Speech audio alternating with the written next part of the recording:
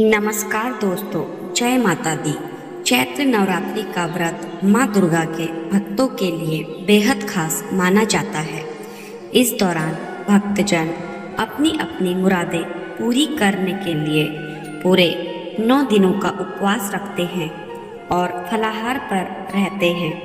नवरात्रि का व्रत शरीर को शुद्ध करने और खुद को स्वस्थ बनाने के लिए प्रभावशाली तंत्र माना गया है। शरीर शुद्ध होने से मन भी शांत और स्थिर हो जाता है, क्योंकि शरीर और मन का गहरा संबंध है। शरीर में ऊर्जा का स्तर बना रहे, इसलिए व्रतधारी फलाहार तथा सात्विक भोजन का सेवन करते हैं। इस दौरान न सिर्फ अनाज बल्कि उन सभी प्रकार के खान पान से भी बचना चाहिए जिससे शरीर को अनेक प्रकार के नुकसान हो सकते हैं। यहाँ जाने नवरात्रि में किन किन चीज़ों को खाने से बचा जाना चाहिए।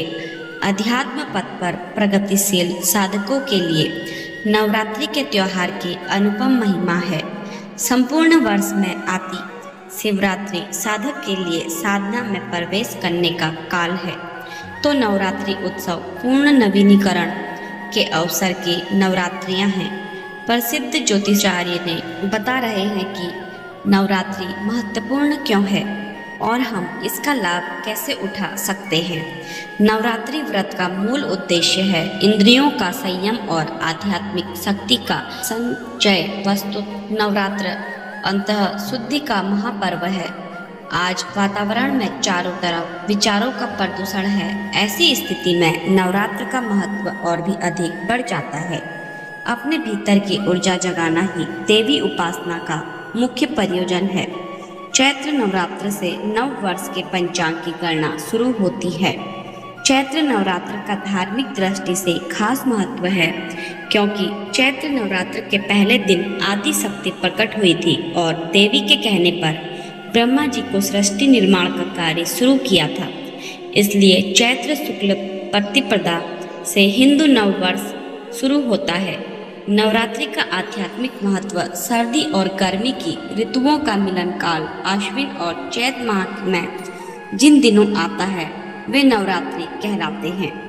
उन दिनों शरीर, मन और प्रकृति के विभिन्न घटकों में विशेष रूप से उल्लास भरा रहता है। वातावरण में विशिष्टता व्याप्त रहती है। शरीर दबे हुए रोगों को निकालने का प्रयास करता है, इसलिए इन दिनों रोग बढ़ जाते हैं। आयुर्वेद इस अवसर को शरीर शोधन के लिए विशेष उपयोगी मानता है। चैत्र नवरात्र में वसंत होता है।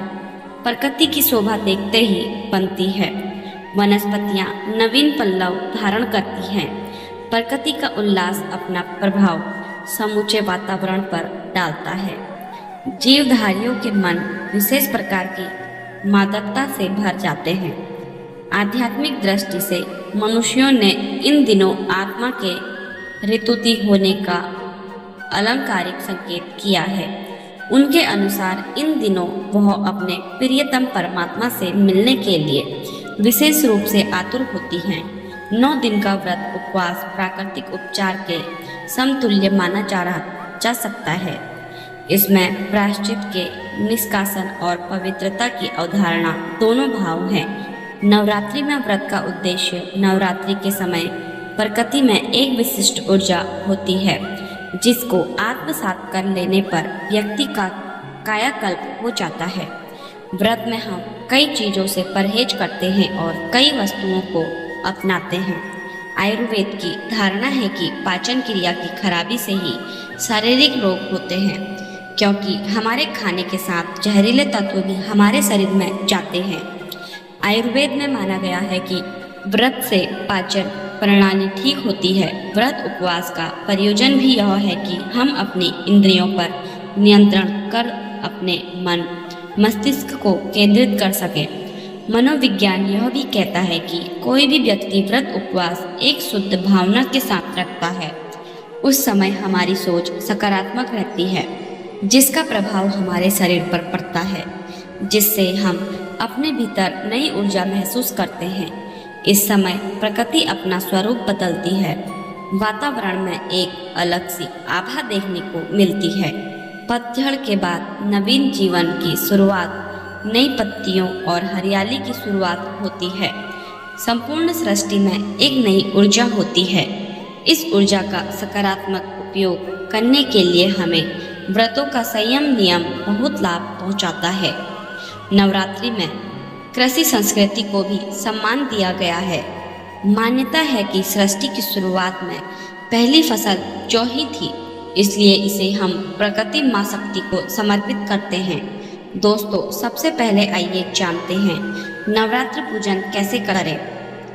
नवरात्रि के पहले दिन घर के मुख्य द्वार के दोनों तरफ स्वास्तिक बनाएं और दरवाजे पर आम के पत्ते का तोरण लगाएं, क्योंकि माता इस दिन भक्तों के घर में आती है।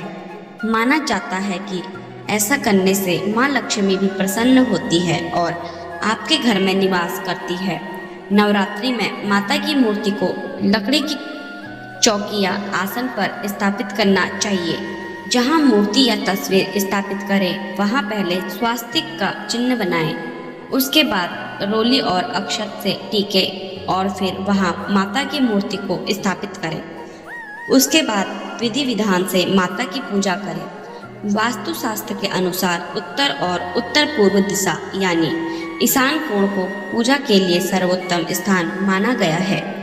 आप भी अगर हर साल कलश स्थापना करते हैं तो आपकी इसी दिशा में कलश रखना चाहिए और माता की चौकी सजानी चाहिए। नवरात्रि के दिनों में कण कण में माँ दुर्गा का वास माना जाता है और पूरा वातावरण भक्तिमय रहता है। नवरात्रि में करें वास्तु के यह उपाय। वास्तु में बताया गया है कि एक चावल से भरा पीतल का कलश अपने मंदिर के उत्तर पूर्व में रखना चाहिए। समृद्धिदायक होता है। ऐसा करने से माँ आपके धन धान्य में वृद्धि करती है और आपके घर में समृद्धि आती है।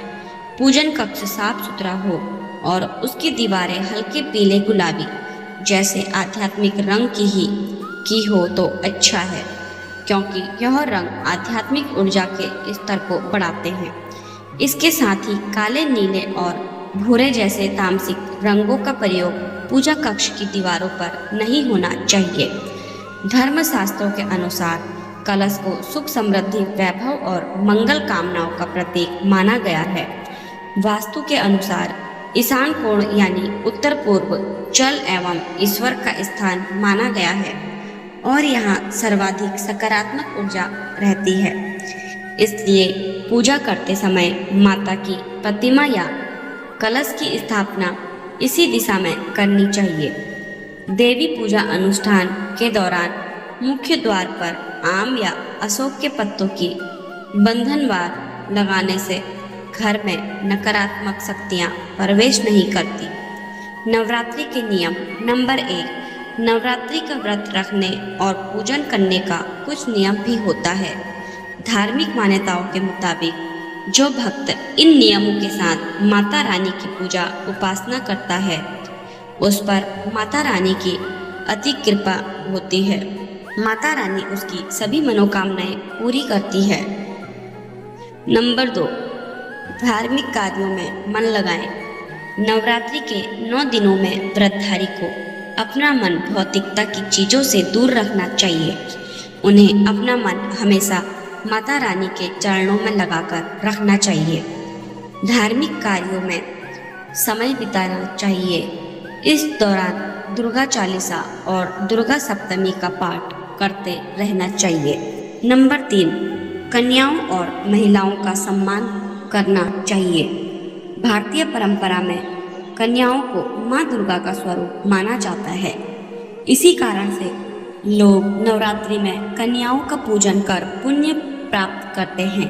नवरात्रि के दिन में सभी महिलाओं में किसी न किसी देवी का स्वरूप होता है, इसलिए किसी भी कन्या महिला के प्रति असम का भाव नहीं रखना चाहिए, बल्कि उनमें माँ दुर्गा के किसी न किसी स्वरूप को मानकर मन ही मन प्रणाम करना चाहिए।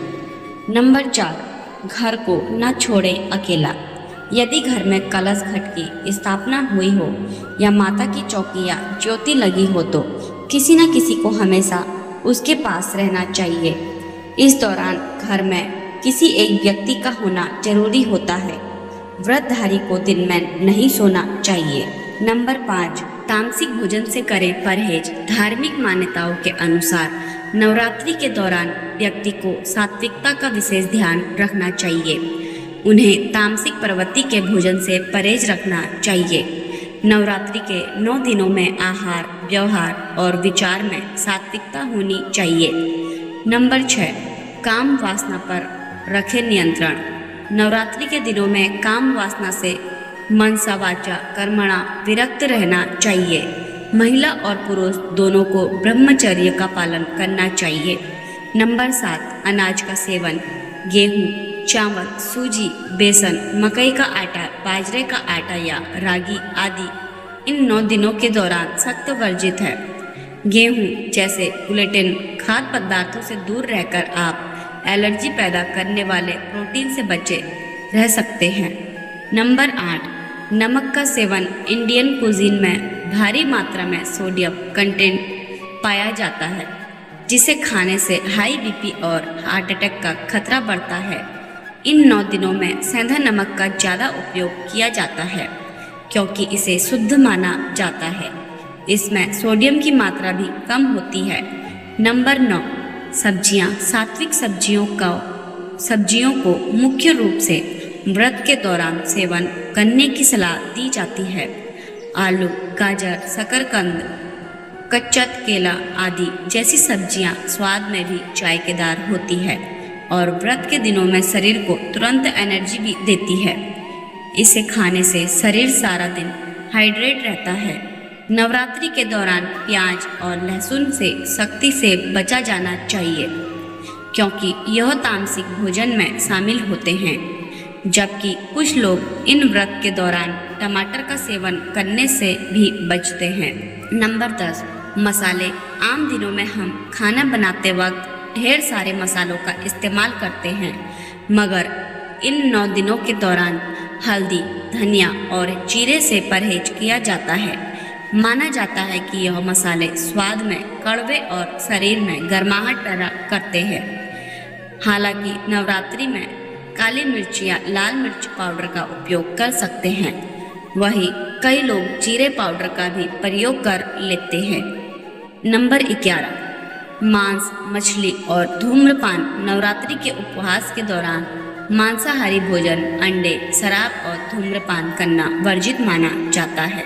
यह राजसिक श्रेणी का भोजन है।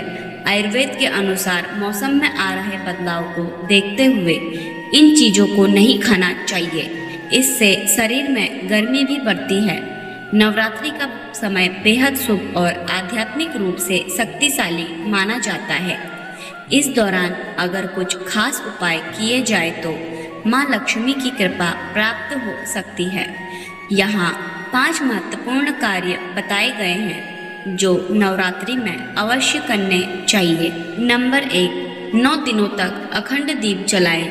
नवरात्रि में घी या तिल के तेल का अखंड दीप जलाने से घर में सकारात्मक ऊर्जा का प्रवाह होता है और माँ लक्ष्मी प्रसन्न होती है। दीपक पूजन स्थल पर या तुलसी के पास रखें। नंबर 2, कन्या पूजन करें। अष्टमी या नवमी के दिन कन्या पूजन करना बहुत ही शुभ माना जाता है। 9 कन्याओं को घर बुलाकर भोजन कराएं, उन्हें उपहार और दक्षिणा दें। इससे माँ लक्ष्मी की कृपा प्राप्त होती है। नंबर 3, घर में साफ सफाई और चंद्रमा के प्रकाश में चावल रखें। नवरात्रि के दौरान घर को पूरी तरह साफ सुथरा रखें, खासकर पूजा स्थान को।